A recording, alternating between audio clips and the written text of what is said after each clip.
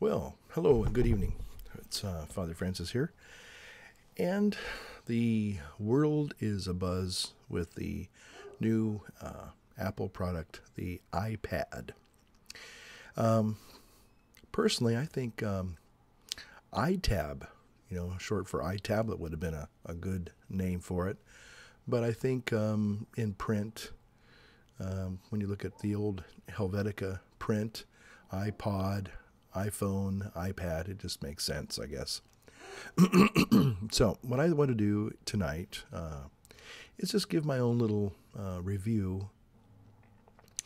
So, basically, when we look at this new Apple product, we might kind of question, well, why do we need another, gizmo? Right? I mean, it looks like a lot of people are saying, well, it looks like a big iPhone. So, who needs a big iPhone? Yeah, we'll talk a little bit about that.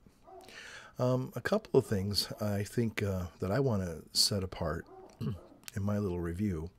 First of all, I don't have an iPad right now, and I don't think anybody else does, except for the people who are market testing them. People who are, got the first beta versions of this new product. And again, I wouldn't be surprised if there are a few little tweaks before they're actually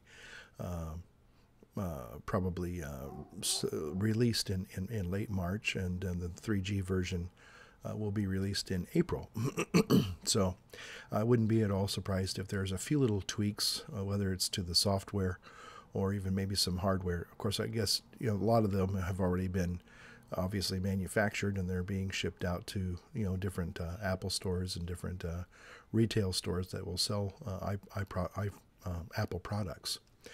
But I think that in the versions that come after this first introductory version, we're going to see how it works, and I think that there is a place for this. Now, I'm going to save my final comments why I think this is actually probably a very interesting device. And I think Steve Jobs is a person who really is a far-seeing kind of a fellow, and I'm going to hopefully explain that at the end here. Some of the critiques are it doesn't have an iSight camera. It doesn't run OS 10. It doesn't multitask the way maybe like a full laptop would, or certainly a Mac Pro desktop would. But I think when people criticize this new device, I think they're being a little bit quick, hasty, rush to judgment here. And I think the interesting thing about the iPad is simply that it has to be experienced. I mean, right now, none of us, well, very few of us, have the ability to pick one of these things up and really, play with it, to really use it. And Steve Jobs tried to make that very clear, that it's something you really have to experience. Now, a lot of us hear that and we say, oh yeah, right, it's like you had to have been there, or well, I guess you just haven't experienced it yet. But the reason why we can say that is because, unlike a laptop, or unlike a desktop Apple Mac Pro, most of the Apple products are interface devices. They have their own interface. Now, with the advent of the iPhone, here's my iPhone right here. Now we have this tactile. Well, of course, it came through with the iPod first, but really, it really came into its own, I think, with the iPhone, with this beautiful touch-sensitive display. And now we see it on the Magic Mouse as well. So now, instead of having a keyboard and a mouse, or a keyboard, or some other point-and-click type of a device, which is kind of like now makes the experience, secondhand. With the iPad, it is a truly more of an intimate experience.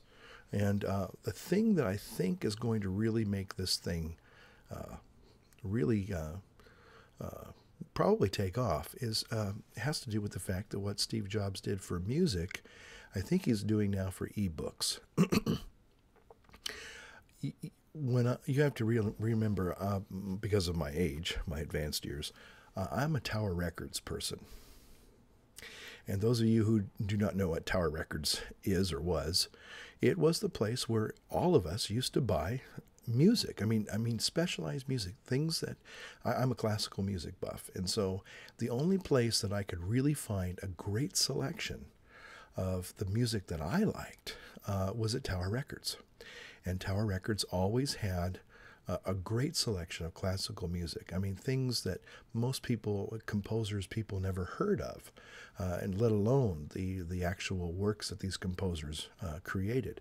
And if they didn't have it there in the store, oh, and by the way, that's back in the day when we had vinyl and cassette tapes. And then the advent of CDs came in. And so, in some ways, in some places, during certain times, depending on what decade you lived, you actually had all three in the store. Not to mention VHS videos as well. So, Tower Records was the place where you bought music, okay?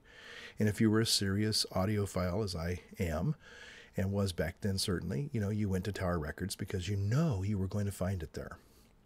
Well, what Steve Jobs did with these little devices that we affectionately call iPods, he changed that whole experience. And he made it so now you don't have to drive down to your local Tower Records. Good luck finding one now. And you don't have to, go through, stacks of records. I remember the wonderful experience of going through actual vinyl records or cassette tapes. And trying to find the piece of music you were looking for. Now he's all made it digital, so it's all a matter of just point and click. And about 2 years ago, 3 years ago actually, when I got into my first Mac, my first iMac, a 17-inch iMac 3 years ago, it revolutionized my whole computing and technology experience.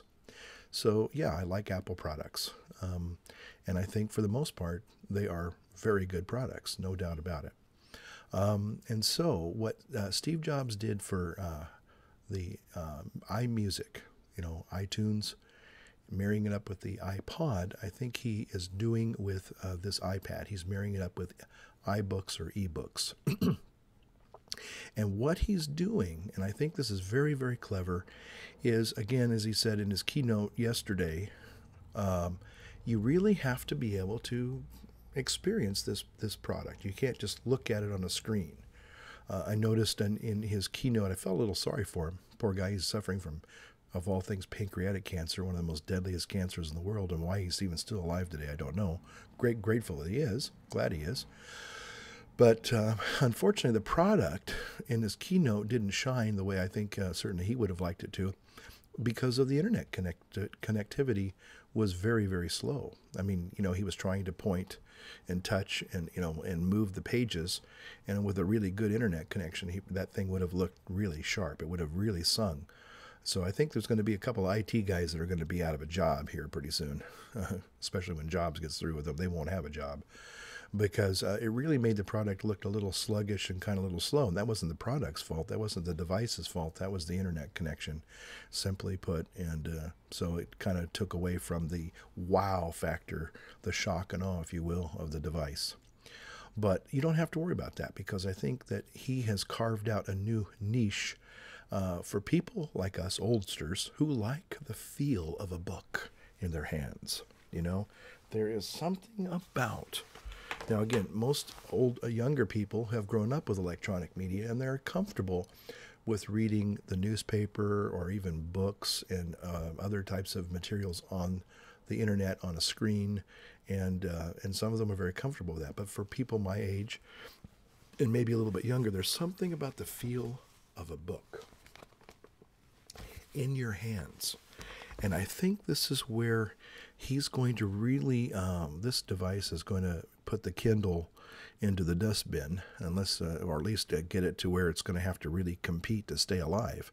Because this product, and they showed it, but they didn't highlight it as much as I thought they would, is the fact that you have this thing in your hands.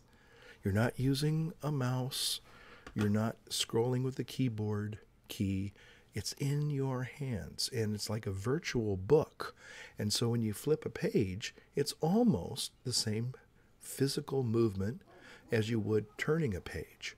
So, and it's very interesting that he has done this. So this device, I think, is going to be that niche, that specialized niche device that's going to marry ebooks with a device that can really, and you can enjoy reading ebooks.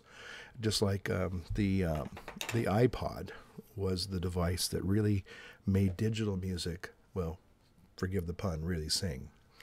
So that's my little product review, I think, of the iPad. Again, anyway, I hope you got something out of that. And if you have any comments, please feel free to, leave them at the bottom of the page here, the bottom of the old video. And please subscribe. And again, I want to say thanks for watching.